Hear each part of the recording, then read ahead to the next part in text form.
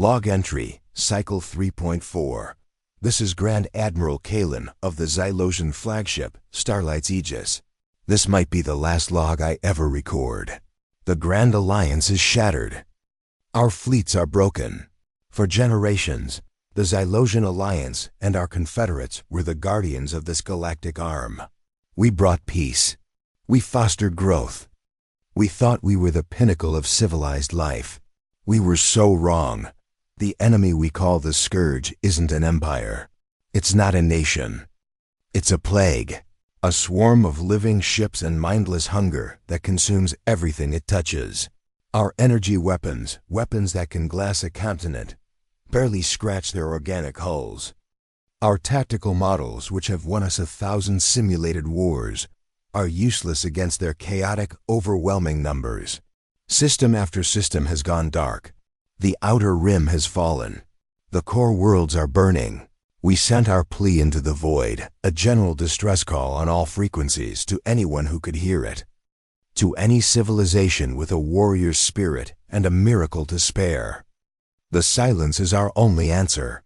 The galaxy is dying, and no one is coming to save us. Until now. From the dark sectors, a region of space long quarantined and marked only by terrifying, ancient warnings, a signal we'd never seen before. It wasn't a message of condolence. It wasn't a request for terms. It was a simple, chilling question, translated perfectly into our tongue. Where is the front line? Hope is a dangerous thing. For 3 cycles after that message arrived, the Xylosian High Council was paralyzed by it. The signal came from a star system labeled Sol on the oldest charts we have. A system surrounded by automated buoys that screamed warnings of plague, death, and unparalleled aggression. The race living there was designated a Level 7 threat, reclusive, territorial, and extremely violent. They were a myth, a ghost story we told new pilots to scare them. The council was split. Was inviting a species like that into our home, trading one extinction for another. But desperation has a way of making your choices for you. Our fleets were down to 1/10 of their former strength. Our last defensible position was the Cygnus X-1 system, a strategic choke point built around a black hole. It was where we would make our final stand. With no other options, I was the one who made the call. I sent them the coordinates. I sent every scrap of tactical data we had on the Scourge, their numbers, their biology, their terrifying power. The reply was almost instant. No acknowledgement of the danger, no hint of fear. Just 5 words that would forever be seared into the memory of the Alliance. On our way. Hold tight. It was signed simply, Admiral Vance, United Nations Solar Navy, UNS Resolve. The name meant nothing to us then. Soon, it would mean everything. The human fleet arrived without any fanfare. One moment, the space around our staging ground was empty. The next, it was full. They didn't use the graceful, shimmering arcs of warp travel we knew. They made brutal, tearing rips in spacetime, like the universe itself was being violently torn open to let them through. And out of these wounds came the ships of the United Nations Solar Navy. My heart sank. The hope that had bloomed in me withered to ash. We had expected saviors, maybe gods in shining vessels. What we got were monstrosities of cold, practical design. They were brutalist wedges of dark gray metal, with none of the elegant curves or glowing energy fields of our own ships. They weren't beautiful. They were scarred, pockmarked, and stained. They were covered in weapons, but not the energy projectors we understood. They bristled with massive, ugly barrels and what looked like clusters of primitive rockets. They didn't glide. They lumbered, their engines flaring with raw, visible fusion. To us, they looked archaic, like something a barbarian would build. They looked disposable. I glanced at my second in command, his crest fallen. "The galaxy sends out a final prayer," he murmured. "And the void sends us junk." The feeling was shared across the bridge. We had gambled everything on a ghost story, and it looked like we had lost. A comm channel opened. "Admiral Kalen," a calm, measured voice said. "This is Admiral Vance of the UNS Resolve." A man appeared on my view screen. He was old, his face a roadmap of wrinkles, his uniform a simple functional gray. He had no regal bearing, no warrior's bravado. He just looked like a tired old man. But his eyes were sharp, intelligent, and held a weariness that seemed older than my entire civilization. "Admiral Vance," I replied, trying to hide the disappointment in my voice. "Thank you for answering our call. The Scourge fleet will be here within the hour." Our data indicated. He cut me off, not rudely, but with an efficiency that was unsettling. "We've seen your data, Admiral, and we've seen this enemy before. We call them bioconstructs." He said it so casually, as if talking about a common pest. "Your energy lances are a waste of power. You're trying to cauterize a wound that's a mile deep. You need to apply kinetic force. Extreme kinetic force." I was stunned. "Admiral, our weapons are the most powerful in the known galaxy. Our tactics have been refined over centuries of fighting civilized opponents," Vance finished for me. "You're not fighting a civilization. You're fighting an infestation. There's a difference. Keep your fleet back. Get their attention. We'll handle the rest." My officers bristled. To be dismissed like that, to be told our centuries of military doctrine were simply wrong, was a tremendous insult. But I looked at the calm certainty in Vance's eyes and felt a flicker of something I hadn't felt since the war began: doubt. He wasn't being arrogant. He was stating a fact. Before I could argue, our sensors screamed. The Scourge had arrived.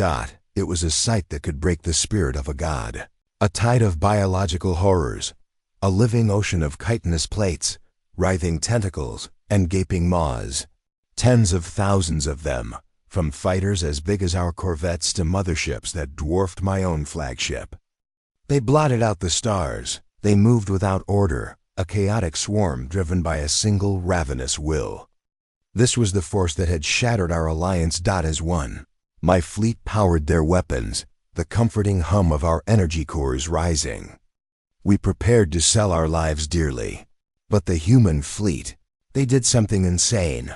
They didn't form a battle line.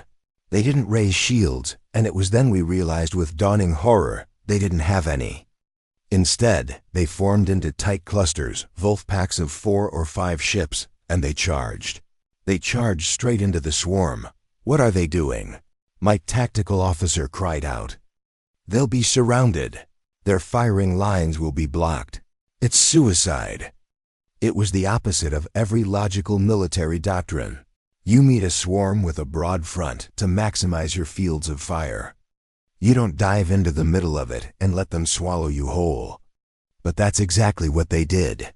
Their bulky, ugly ships accelerated with a brutal force our own inertial dampeners would have struggled with, plunging headfirst into the teeth of the Scourge.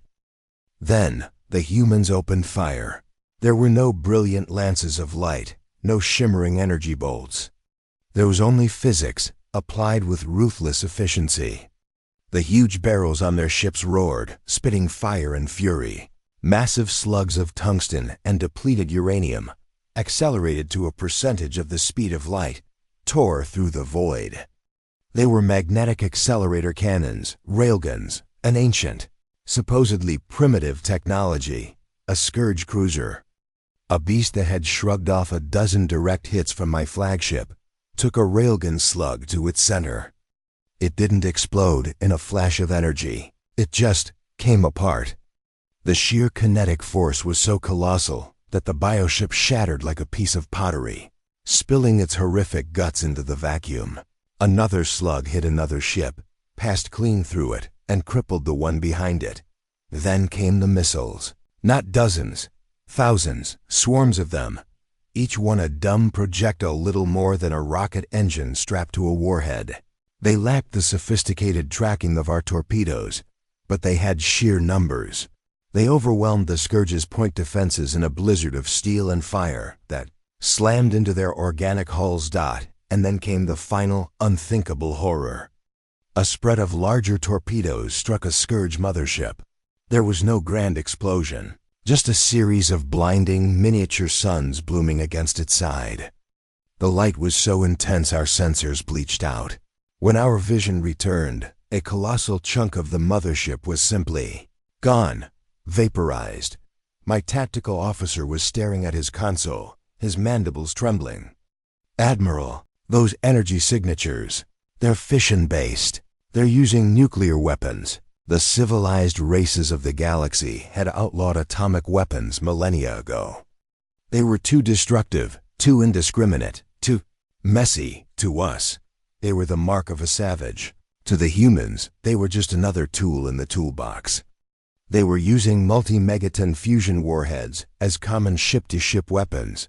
The Scourge, a force that had never known fear, hesitated. For the first time in this long bloody war, the swarm faltered. They had never met an enemy that fought with such raw ferocity. They had never met a foe willing to use such brutal, devastating weapons. The human ships, deep inside the swarm, were taking damage. We could see chunks of their thick armor blasted away, entire sections venting atmosphere. But they were built differently. They were heavily compartmentalized, with redundant systems and thick, solid hulls. They were built to take a beating and keep fighting. Our ships were scalpels, designed for elegant, precise strikes. The human ships were sledgehammers, designed to smash and endure. A human cruiser, the UN's Covenant, lost its main drive. It was dead in the water, surrounded. My heart went out to its crew. But it wasn't over.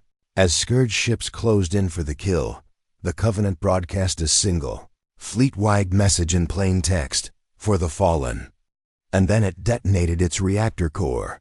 The explosion was biblical. It consumed the dying human ship and a dozen Scourge cruisers in a ball of plasma hotter than a star.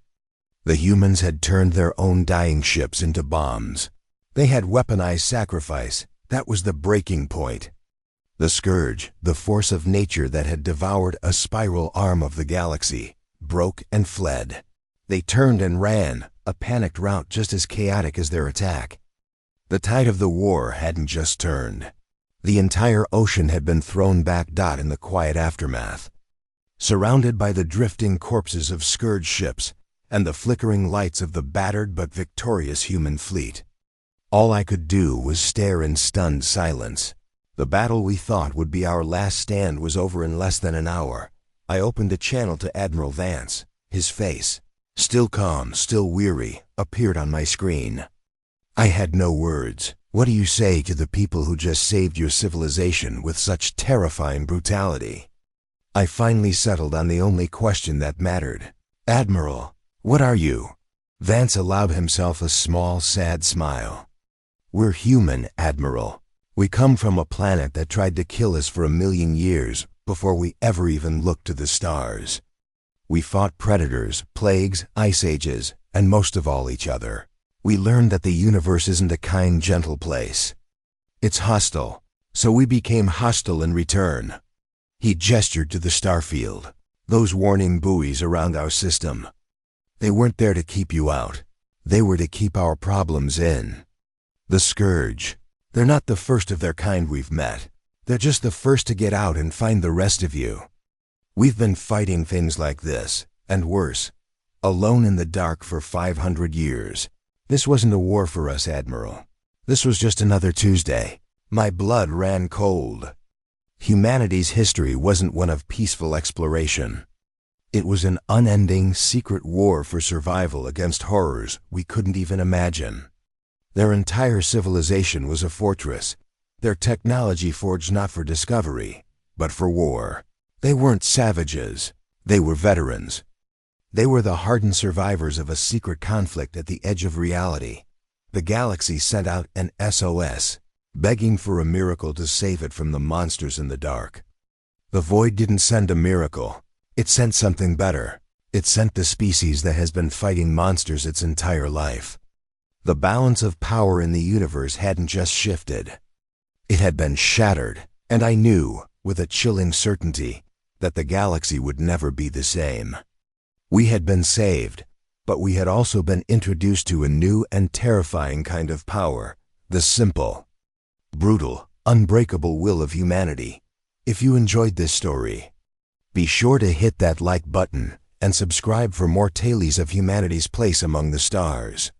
We love hearing your thoughts, so let us know your favorite moment in the comments below.